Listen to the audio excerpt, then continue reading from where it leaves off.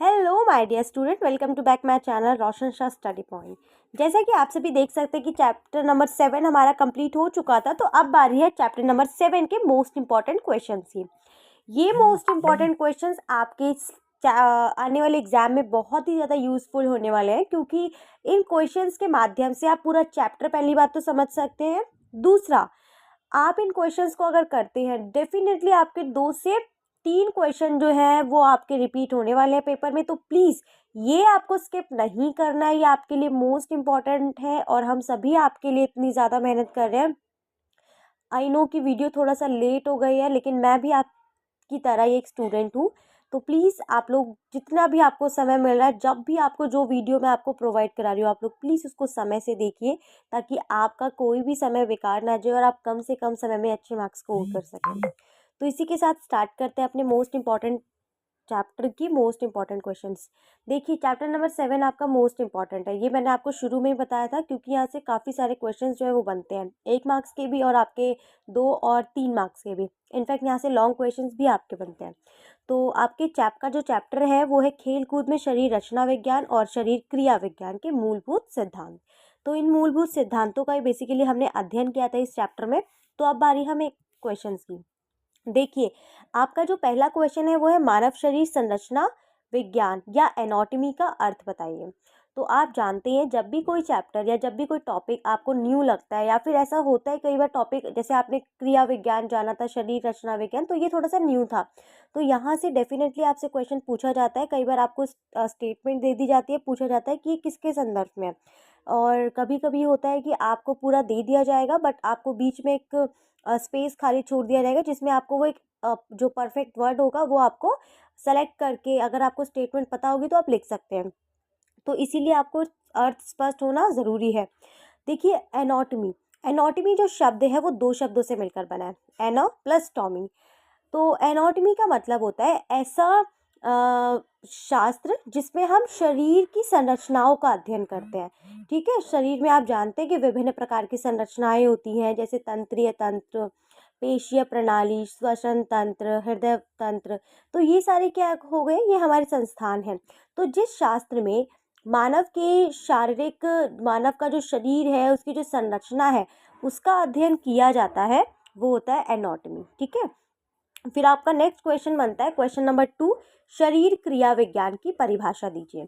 अब आप जानते हैं शरीर क्रिया विज्ञान यानी कि फिजियोलॉजी। फिजियोलॉजी जो शब्द है वो भी 2 शब्दों से मिलकर बना है। ठीक है, फिजियो प्लस ओलॉजी। तो इसी प्रकार से आपको याद रखना, जब भी आप इन क्वेश्चन को अटेम्प्ट करेंगे, आप उनको बता दीजिए कि ये लैटिन भाषा के 2 शब्दों से मिलकर बना है, फिजियो प्लस लॉजी। ठीक है, ओलॉजी जिसका मतलब है शरीर क्रिया विज्ञान। अब आपको नाम से ही समझ में आ रहा है कि शरीर क्रिया विज्ञान अर्थात ये एक ऐसा शास्त्र होता है या फिर एक ऐसी स्टडी होती है जिसमें हम मानव शरीर के जो अंग हैं, ठीक है, आप जानते हैं मनुष्य के शरीर में बहुत सारे ऑर्गन्स हैं, तो वो ऑर्गन किस प्रकार से काम करते हैं, ठीक है, उनका आपस में क्या संबंध होता है, इसका जो अध्ययन होता है वो शरीर क्रिया विज्ञान के अंतर्गत आता है। तो सभी अंगों के कार्यों का अध्ययन जो है वो शरीर क्रिया विज्ञान के अंतर्गत आता है, जैसे श्वसन संस्थान, पाचन क्रिया, स्नायु संस्थान, अस्थि संस्थान। तो इन सब के कार्यों का जो अध्ययन है वो हम शरीर क्रिया विज्ञान के अंतर्गत करते हैं। अगले क्वेश्चन की ओर चलते हैं। आपका नेक्स्ट क्वेश्चन है क्वेश्चन नंबर 3। क्वेश्चन नंबर 3 है शरीर रचना विज्ञान यानी कि एनाटॉमी और शरीर क्रिया विज्ञान का महत्व बताइए। अब ये वाले जो क्वेश्चंस होते हैं ना, इम्पोर्टेंस वाले, ये बहुत इंपॉर्टेंट होते हैं, चाहे ये शरीर क्रिया विज्ञान है, चाहे फिजियोलॉजी है, किन्सियोलॉजी है, बायोमैकेनिक्स है। यहाँ से अगर आपके 2 क्वेश्चन तो आराम से तैयार हो जाते हैं, क्योंकि इंपॉर्टेंस वाला क्वेश्चन आप देख ही सकते हैं पेपर में कि रिपीट होते ही होते हैं।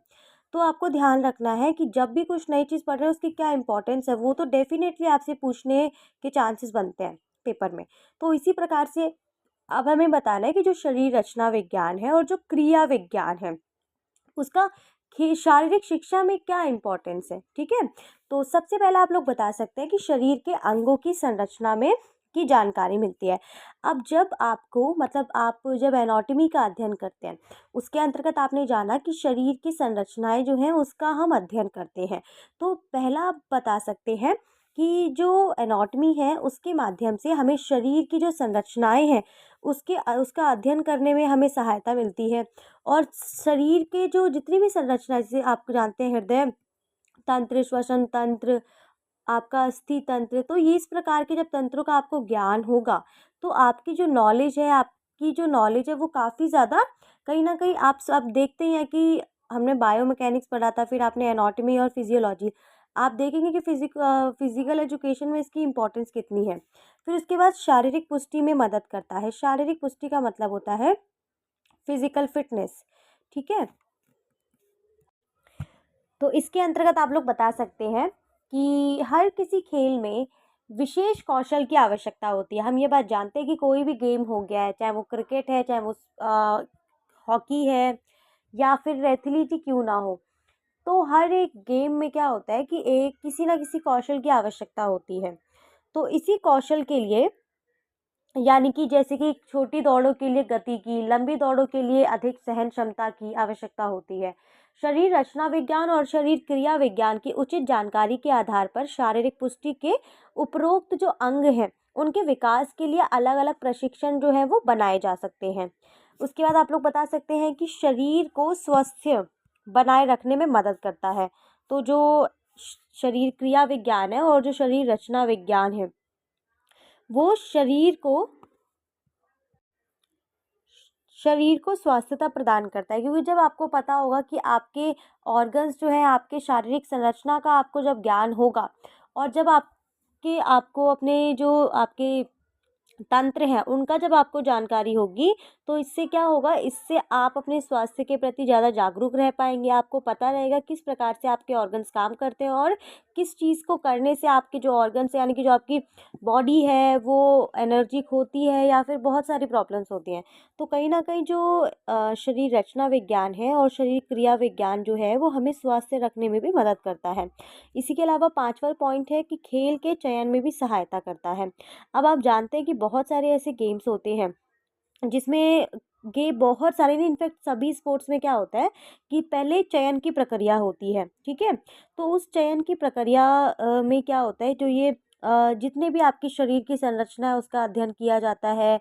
उसके बाद आपके ऑर्गन्स सही से काम कर रहे हैं नहीं कर रहे हैं उसका अध्ययन किया जाता है। तो इससे क्या होता है कि जब उनको पहले ही पता चल जाता है, जैसे आप लोगों ने देखा होगा जब मिलिट्री या फिर किसी भी फ़ोर्स की ट्रेनिंग होती है तो उस दौरान उनका फ़िज़िकल टेस्ट होता है।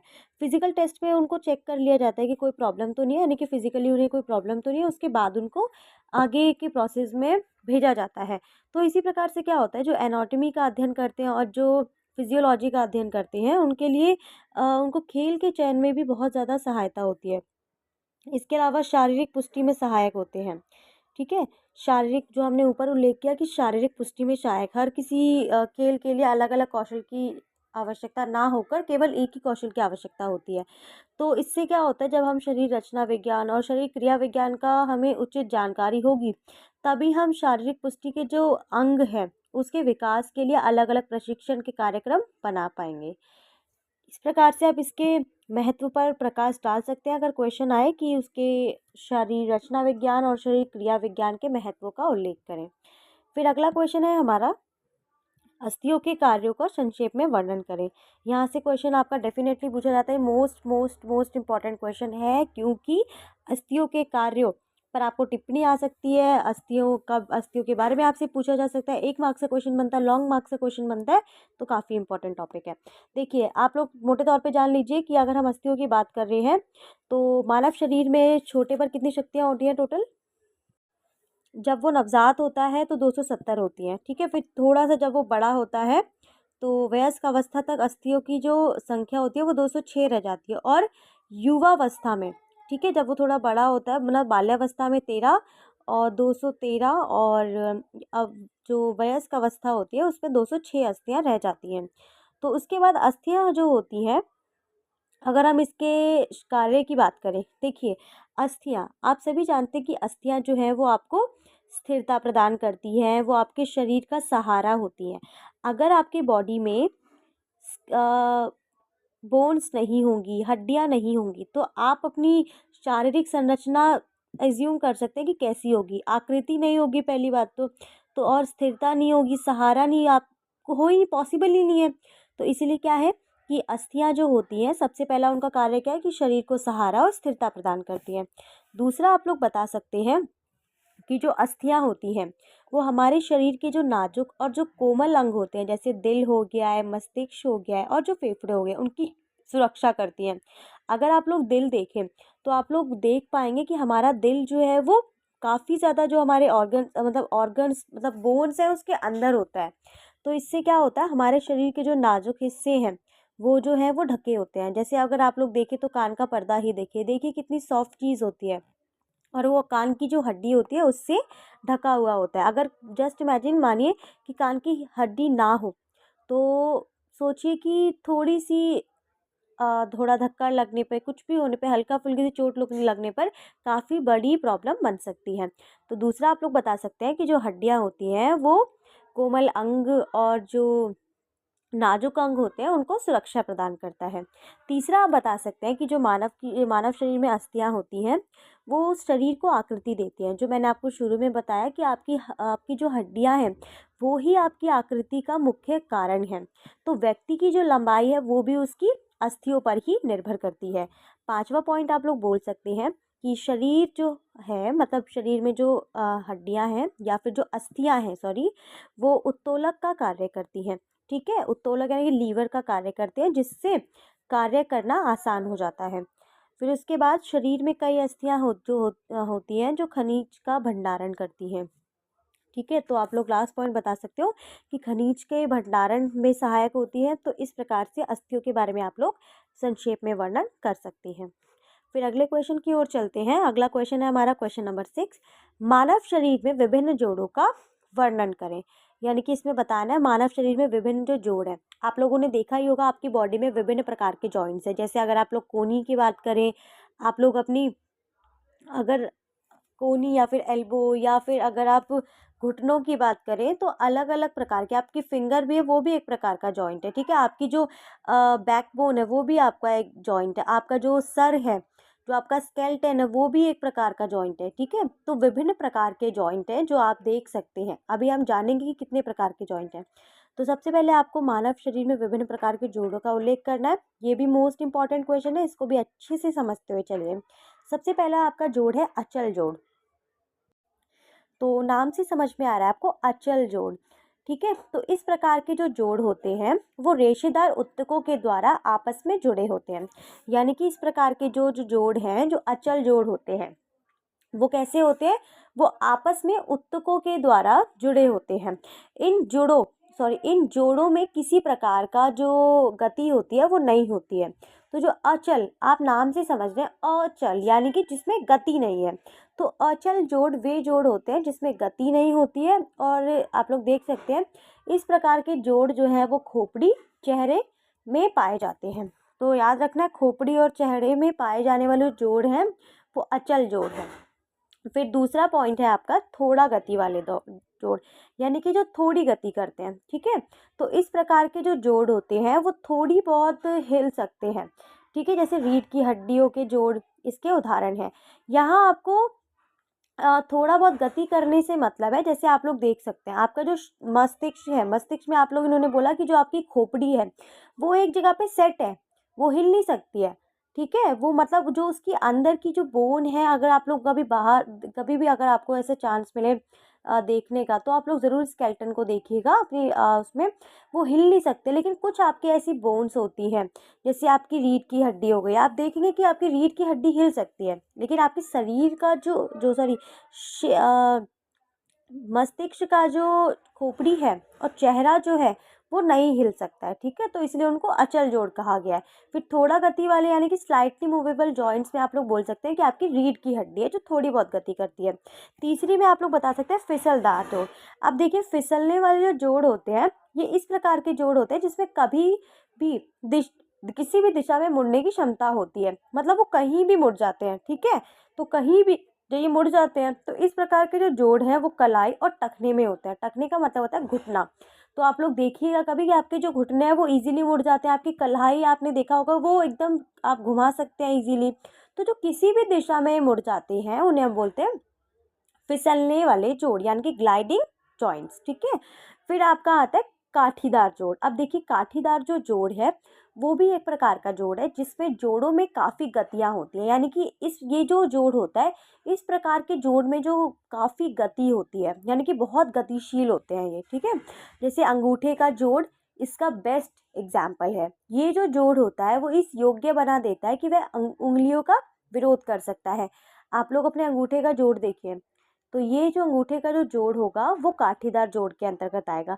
इसके अलावा असीमित वाले जोड़ हैं, कॉन्डिलॉइड जोड़ है, गेंद और गड्ढा जोड़ है, कीलदार जोड़ है। ये भी जोड़ है, लेकिन मैंने आपको मुख्य तौर पे जो जोड़ आप बता सकते हैं जो आसान है उसके अकॉर्डिंग यहाँ पे उनको लिखा है, ठीक है।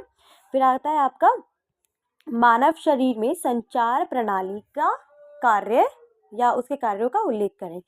तो संचार प्रणाली, आप जानते हैं कि मानव शरीर के अनेक तंत्रों में से एक है रक्त संचार प्रणाली।